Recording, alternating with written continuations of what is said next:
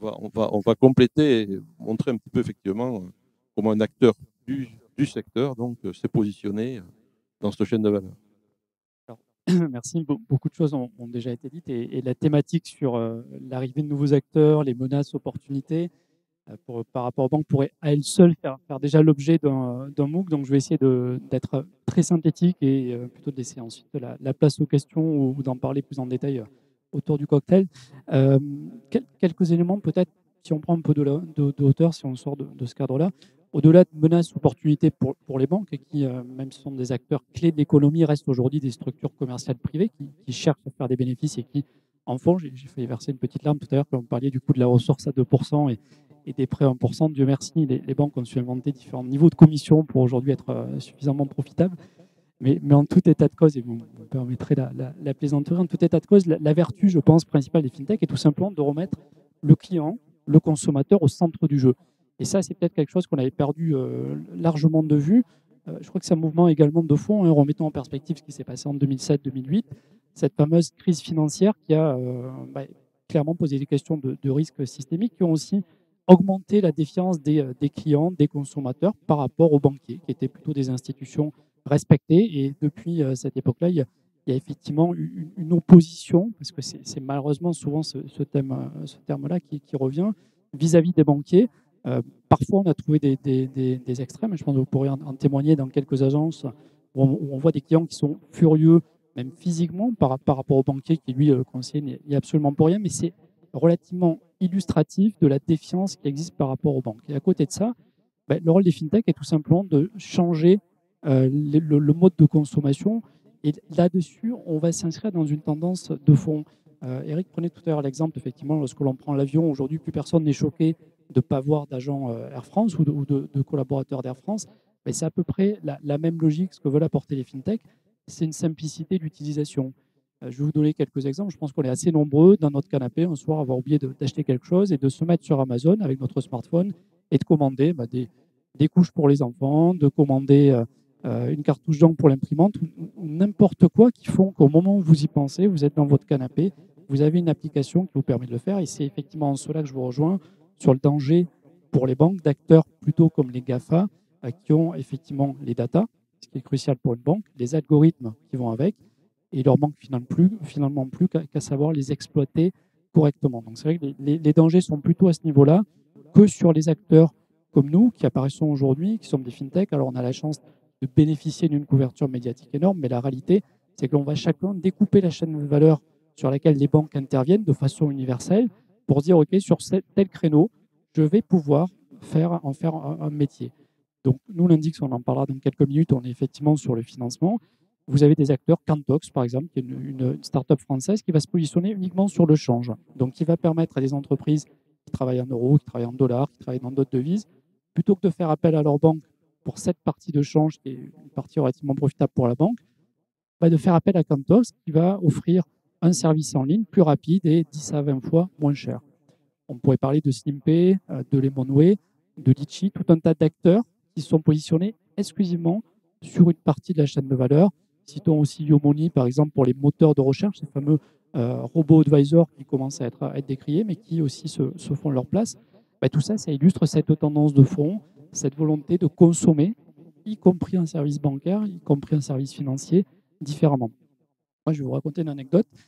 Chez l'Index, on est aujourd'hui une petite cinquantaine avec une moyenne d'âge qui est autour de 28 ans. Et il y a quelques semaines, je disais au moment de déjeuner, tiens, cet après-midi, il faut que je passe à ma banque pour voir telle chose. Et la moitié des gens assis autour de la table, les plus jeunes que moi, m'ont dit, mais qu'est-ce que tu fais dans une banque? Qu'est-ce que tu vas faire? Et je vous garantis que c'est une expérience réelle. C'est-à-dire que j'avais autour de moi des gens de 26, 27, 28 ans qui se demandaient pourquoi, en 2017, on pouvait aller dans une agence bancaire. Qu'est-ce qu'on allait y faire? Et c'est des gens qui n'y avaient jamais mis les pieds. Donc c'est vrai que dans les chiffres que l'on a vus tout à l'heure, on est sur une moyenne, mais je pense que si on raisonnait par tranche d'âge, plus on va sur des personnes jeunes, plus la défiance, voire l'inutilité d'une banque telle qu'elle existe aujourd'hui avec des réseaux ou des agences sera relativement forte. Ça, c'est des choses qui sont pour nous relativement structurelles. Si on va sur l'élément spécifique du financement, pour essayer de ne pas déborder, je suis complètement ouvert à toutes vos questions par la suite, mais sur la partie du financement, on parle de quoi? Là, on parle effectivement clairement de ne pas du tout de remplacer les banques. Donc, soyons très clairs là-dessus, même si certains articles de presse se régalent de faire la une là-dessus en disant que c'est fintech qui vont tuer les banques, arrêtons tout de suite, ce n'est pas le sujet. C'est clairement une logique de complémentarité. Et complémentarité, pourquoi?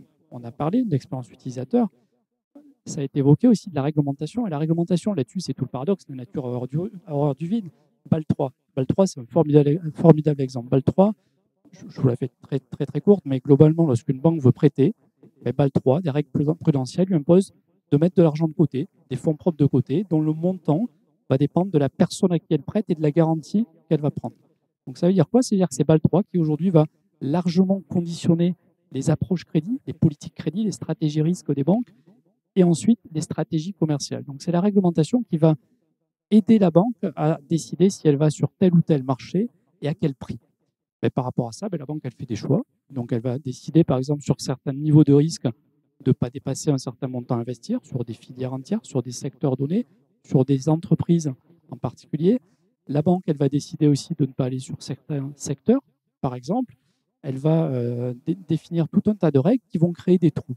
Et de l'autre côté, des fintechs, on a, nous, la chance d'être sur une réglementation complètement différente. Probablement, d'ailleurs, ça ne durera pas, et ce sera d'ailleurs une très bonne chose de réguler ce secteur-là pour que seuls les acteurs sérieux restent, parce que comme tout nouveau secteur, vous avez tout et n'importe quoi qui arrive, des gens sérieux, des autres qui le sont un petit peu moins, donc la réglementation sera bienvenue.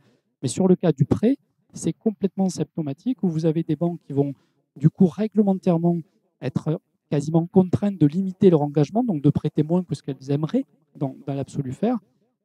Et à côté de ça, des acteurs comme nous qui vont pouvoir le faire parce qu'on n'est pas soumis à cette même réglementation. Et finalement, ce risque systémique qui vise à être couvert partiellement par BAL 3, BAL 4, aujourd'hui, il va être diffusé avec des fintechs. Je vais vous donner un exemple très, très concret.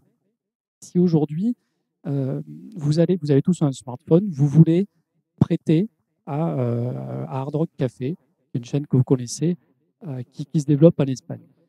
Dans les 2 minutes qui viennent, avec votre smartphone, vous pouvez le faire en allant sur le site Lendix, en répondant à 3 questions. Vous allez choisir quel montant vous allez prêter à cette société-là, entre 20 euros et 2000 euros, puisque la loi en France permet de prêter jusqu'à 2000 euros. Et vous allez recevoir quelques codes de sécurité, etc. Et vous aurez prêté, sans sortir de cette salle, uniquement avec votre smartphone, à une société que vous ne connaissez pas du tout. Si cette société fait défaut, elle ne rembourse plus. Ce n'est pas le système ou ce n'est pas la banque qui va porter ce risque-là, c'est vous tous, nous tous, en tant que prêteurs individuels. Et ça, c'est un des éléments structurants par rapport au financement, par rapport au crowdlending. Ça va être cette logique de dire plutôt que ce soit une banque qui porte l'intégralité du risque et donc de façon agrégée pour représenter un risque pour le système, ce fameux risque systémique dont on a pas mal parlé après 2008.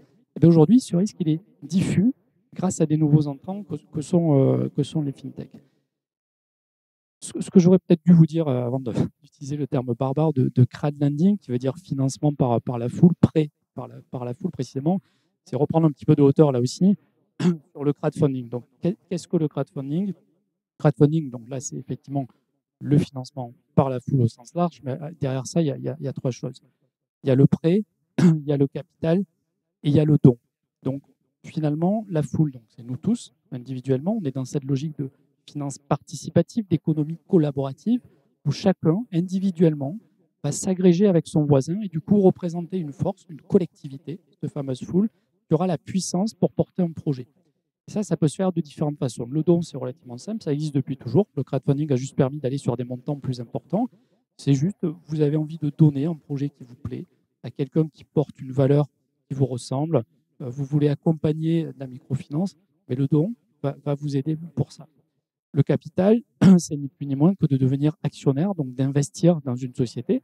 Et là aussi, d'accompagner un projet sans forcément avoir besoin de dizaines de milliers d'euros, comme ça pouvait être le cas jusqu'à présent, ou de connaître votre voisin qui crée sa société. Aujourd'hui, vous allez sur des sites Internet, vous avez un marché de projets, un marché de porteurs de projets, d'entrepreneurs qui cherchent de l'argent pour être accompagnés. Et donc, le crowd equity, c'est la partie capital, la partie equity du crowdfunding, va vous permettre ça, donc d'être acteur en étant vraiment un actionnaire de la société.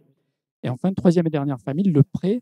Là, ce sera plus spécifiquement effectivement le rôle de l'index. Le prêt, c'est ce qu'on évoquait, donc le complément par rapport aux banques.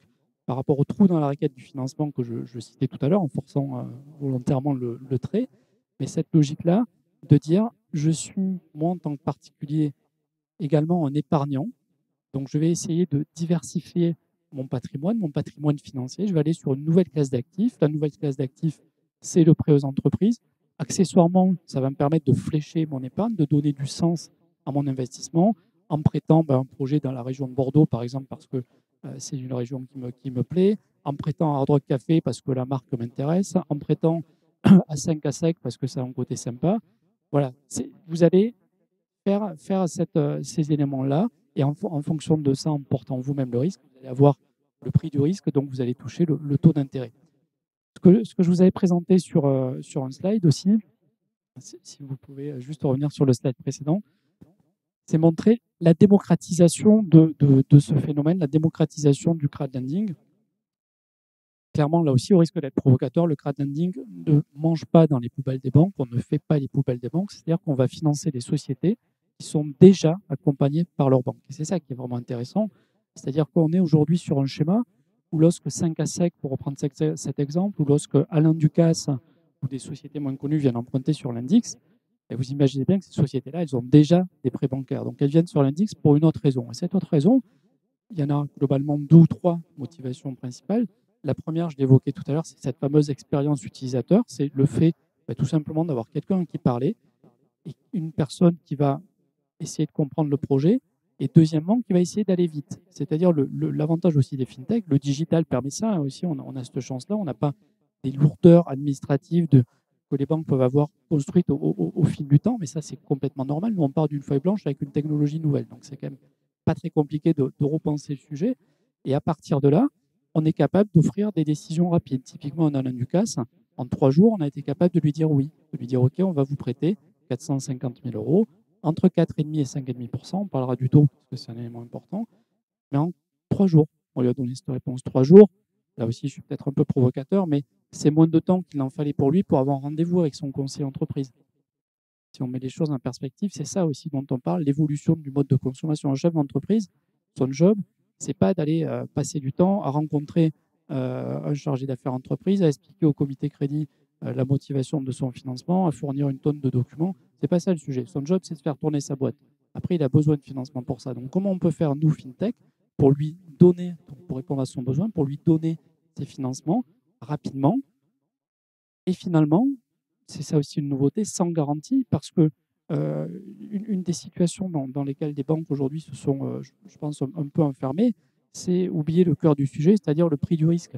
Aujourd'hui, effectivement, le sujet entre les banques sur les financements, que ce soit particuliers ou entreprises, c'est finalement qui va prêter le moins cher. Ça va être ça le sujet. Et on oublie clairement la base de se dire je vais prêter à quelqu'un. L'enjeu, c'est est-ce que cette contrepartie va me rembourser et quel prix je mets face à ça. Et aujourd'hui, les banques ont perdu de vue, et corrigez-moi si je me trompe, n'hésitez surtout pas, ont perdu de vue cette notion du risque, sont rentrés plutôt dans une logique de compétitivité, de prendre un marché, de vendre des produits d'appel que sont devenus les financements, sans mettre face à ça le vrai prix. Et donc, on arrive à des systèmes relativement aberrants où, effectivement, comme vous le disiez tout à l'heure, la banque va prêter quasiment à perte et donc va chercher à rentabiliser son opération de prêt par des à côté.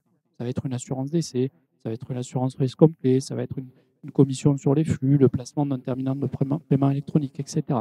Tous ces à côté qui font que le cœur du sujet sur le métier du prêt a été vraiment complètement, on va dire, mis au second rang. De notre côté, sur les nouveaux entrants, nous, l'approche est vraiment différente. Je vous parlais de la rapidité, de l'expérience utilisateur, mais il y a aussi le prix qui est important et la transparence qui va avec. Aujourd'hui, clairement, chez l'Index, on fait des prêts entre 4 et 10%. Donc, si vous parlez à n'importe quelle banque, est-ce que vous êtes capable de prêter à une société à 4%, à 5%, à 10%? Le conseiller va vous regarder les yeux écarquillés en disant mais c'est impossible, c'est pas possible. Et pourtant, c'est la réalité. On a, nous, depuis 2 ans, 200 sociétés qui ont emprunté un petit peu plus de 65 millions d'euros et qui ne sont pas venus vraiment par plaisir emprunter à 8, 9 ou 10%.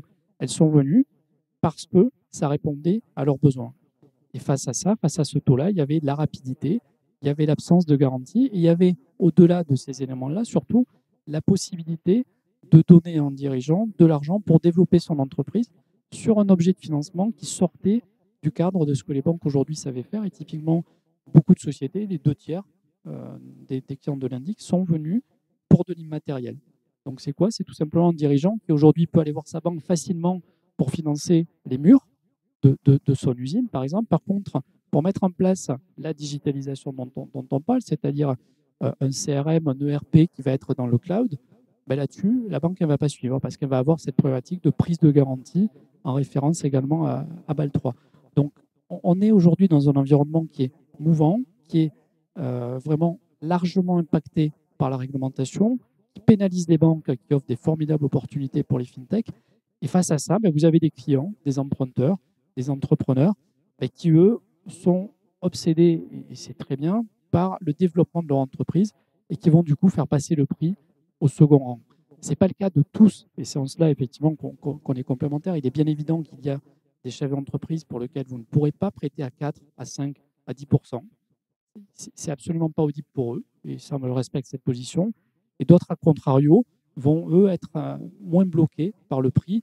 Le sujet du taux va être la première des questions, mais finalement, pour ces gens-là, la dernière des préoccupations, parce que l'enjeu est d'avoir de la liquidité pour vraiment se développer. Et finalement, le prix de la liquidité, c'est juste quelque chose à intégrer dans le développement global de leur société. Alors, je peux en parler pendant des heures, mais je vais m'arrêter là. Je préfère qu'il y ait plus d'échanges.